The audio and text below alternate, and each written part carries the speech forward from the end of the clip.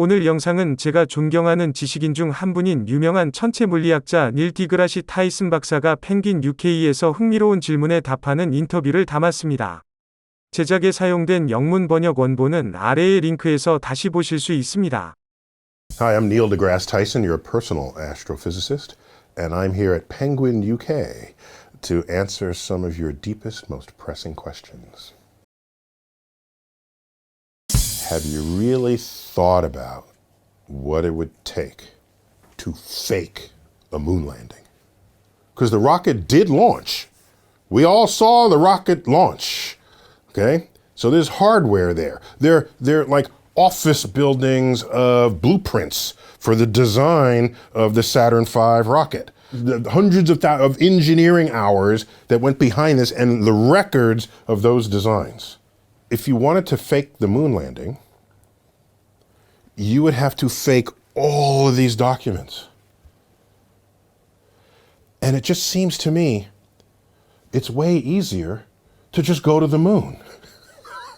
Has anyone considered that? Just go to the moon. That's easier than faking all of this. So, we went to the moon.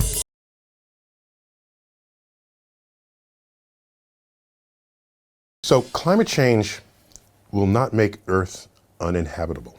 Climate change will make Earth a living hell. In fact, I live in New York City, where in our harbor we have the Statue of Liberty. And there she is holding the Declaration of Independence. And her left arm and her right arm is the torch. If you melt the water ice that's on land, the ocean level will rise to reach her left elbow. So that takes out all of New York City. And basically every other coastal city that we've spent thousands of years building since the dawn of civilization. So life will be very, very different. So the way I look at it is, there are people who want to colonize other planets, give us an escape route. We trashed Earth, let's move elsewhere and hope we don't trash that. Well, there aren't many places to move. You'll vaporize on Venus, so you're not going to Venus. Mars rotates once every 24 hours. That's kind of interesting. It's tipped on its axis, as Earth is, which means it has seasons. It has polar ice caps, the way we still do at this moment. And there's evidence of running water on its surface. So there's a chance we could terraform Mars. My favorite word of the past few decades. You turn something that's not like Earth into something that's like Earth. So then you just move there. So here's the catch. If you have the power of geoengineering to turn Mars into Earth, then you have the power of geoengineering to turn Earth back into Earth. I don't know if God exists. Deeply religious people are certain he exists, he or it. There are ardent atheists who are sure God does not exist.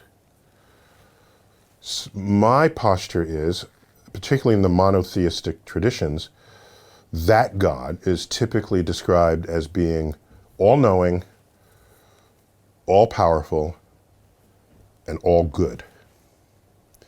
Yet I look back through history, in particular there was I can choose many examples, but a famous example is the earthquake in Lisbon, Portugal. When was it? 1755, somewhere around there. 80,000 people died. By the way, that earthquake took place on All Saints' Day, in the morning, when most people, Lisbon, one of the holiest cities in Europe, most people were in church. Churches were the largest structures of the day. If you have an earthquake, what's the first building to collapse? It's the ones that are the largest, the most susceptible. So people died in churches. Then there's a tsunami that basically wiped Lisbon off the map. Either God is not all good, if we define good as being in the interest of your health and longevity. That's a pretty simple definition of something that's good for you. Or God is not all powerful. But it's not clear whether God could be both of those at the same time for that event. So I take issue with what many people say God is.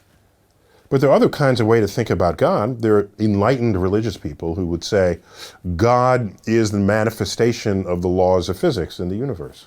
I don't have a problem with that.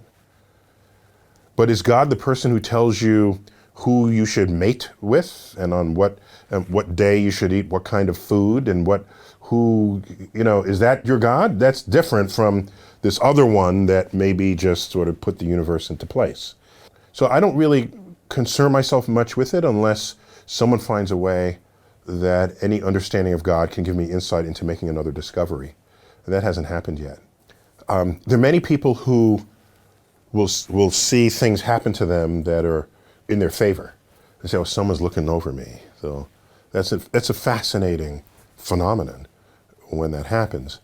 And when you analyze those situations, what you find is that we as humans simply have a profound inability to understand statistics and probability.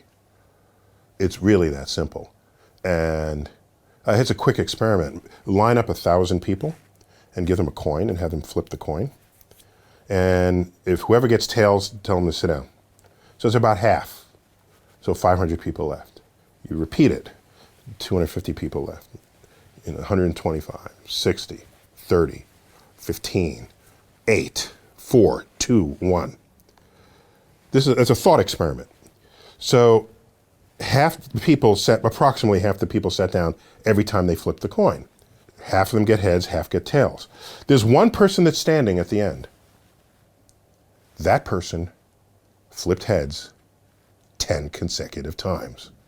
So who does the press go to? The press goes to that person and say, how do you feel about this? Well, I felt that heads energy about halfway through, and I kind of knew I was going to win. I saw heads on the thing. And did they interview anybody else who might have felt exactly the same way but didn't flip heads 10 times in a row? Because they're on their way home now. They're not there for the interview. So we're thinking that this guy had some kind of clairvoyance about his fate, or that he prayed or whatever. And so, whereas every time you do this experiment, basically, somebody flips heads 10 times in a row. And so we don't know how to handle coincidences or things that are rare for you, even if they're common in total. So, whatever God is not luck. We can demonstrate that mathematically.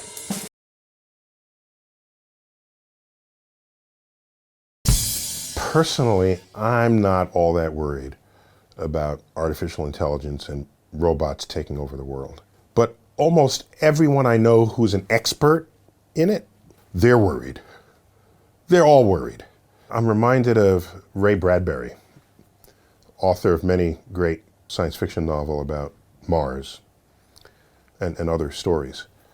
He was once criticized. Someone asked him, Ray, why do you have all these apocalyptic, futuristic stories? Is this what you think we have in store for ourselves? And he says, I don't write these because I think that's what our future will be. I write these stories so that you know what future to avoid. And I said, ooh, that's deep.